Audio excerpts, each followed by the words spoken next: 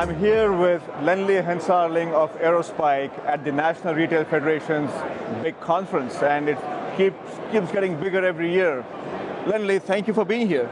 Thank you very At the big conference this year, what is the first thing that you observed? What is it that struck out, as you have probably come to this show for many times, but what seems to be different this year for you? Well, I think the big thing we're seeing here this year is that data is behind everything that's happening with retail.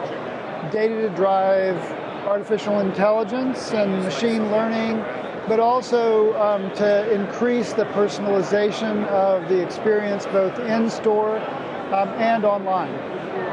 So when people talk about artificial intelligence and the data, it's, you have to be able to not just collect good data, but manage it, make sense out of it. So it's all about data. And I can imagine that when you work with your customers, you see all different kinds of data. Tell us a little bit more about what's important to know when you're applying AI and ML technologies to data. What might be some of the things that people don't always realize? The big thing we see, and when we usually step into these situations, is really about scale and performance, and where those converge, the need for massive scalability, dealing with millions of customers, but also maintaining a certain level of performance that's by some definition real time. Because in retail, in dealing with customers, they don't want you to have old data and try and sell them the thing that they bought last week, let's say. They want you to anticipate what they're interested in and put the things in front of them that anticipate what they're thinking about. They've come to just understand that that's possible in dealing with Amazon and other customers, and now that expectation goes across everything. And so we can provide that same experience no matter what the scale they have. And that's a key thing, to be able to continue to deliver a real-time, in-the-moment experience as you scale. Is this becoming more significant of a consideration now with both online and in-store data sources, and you having to look across these two channels? Is that becoming more significant, more difficult? Yeah, exactly. People are really struggling with the omnichannel or multi-channel experience for the customer. When they go to the website, they get one experience, and we tend to have a lot of data on them.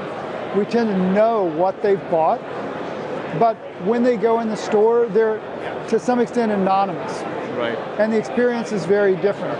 And they may not know where the things they want are in the store necessarily. So having a lot of data that's online and combining that with the data that's gained in the store can lead to a much better experience. And I think that the customer's expectation now is really about having that same level of anticipation of what they're interested in, even when they're in the store.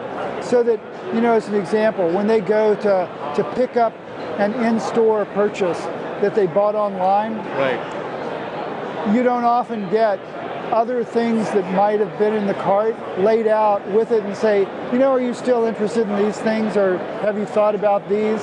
And that's a missed opportunity for retailers. But not combining those two experiences really leads to a discontinuity, and we think that it just expands the demand for more data from both that in-store channel and the online channel, and merging them together provides a much better customer experience. Now, I got to imagine that there are parts of the year that are busier for online than not, like holiday season, times when people are shopping online more than at other times.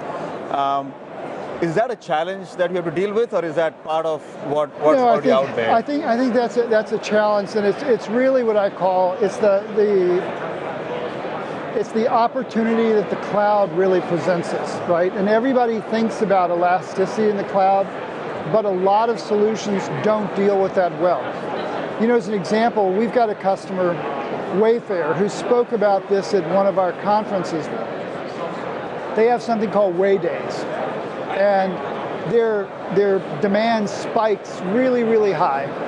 And they were able to burst into the Google Cloud. And you may have heard some announcements about Wayfair being a Google customer and Google doing more in retail here at this conference, right? But Wayfair, a customer of ours, was able to burst into the cloud, expand their infrastructure, and then shrink back after those days and never go down for a minute with the applications, not for 1 minute.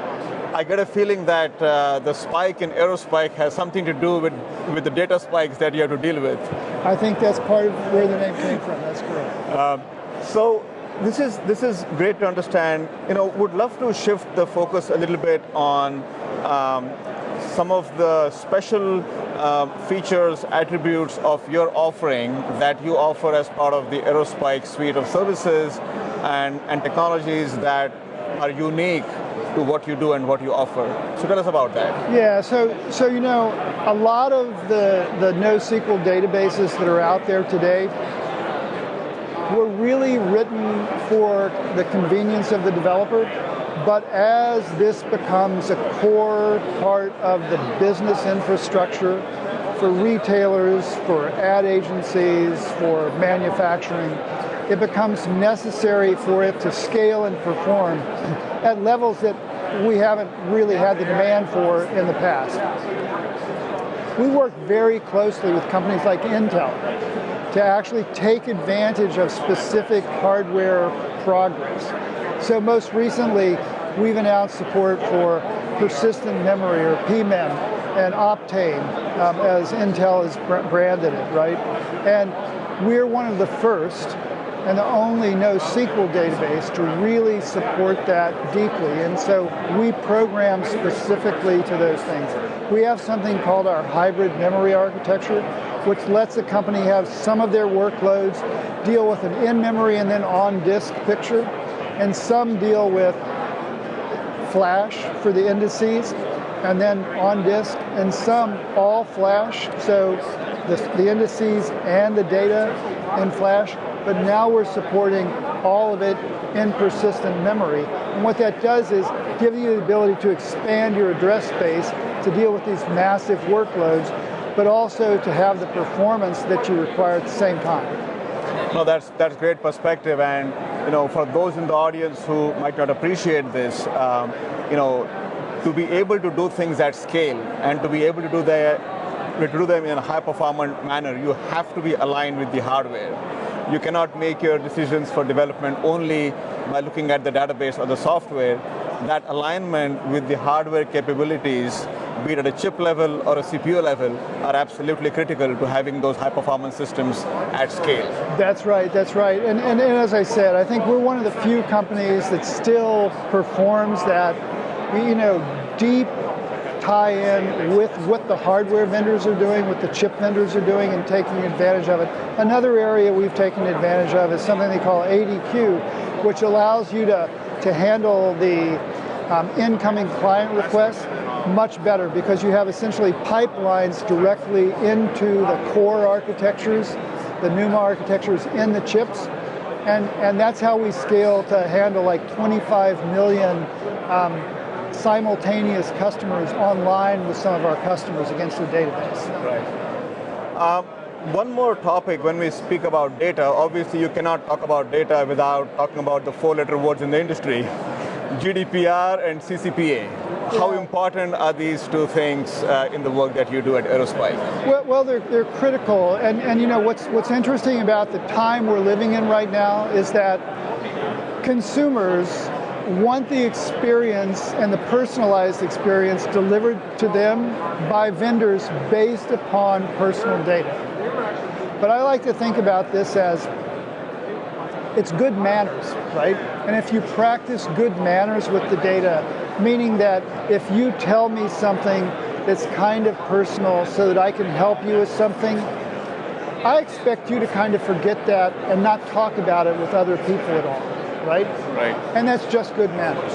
And essentially it's the same thing. When you really read GDPR and read the CCPA, things deeply, you find out that all they're doing is saying, look, don't use someone's data without them giving you permission to use it. Like, don't use this thing I told you in ways I didn't say it was okay to, right? And a lot of this is just common sense.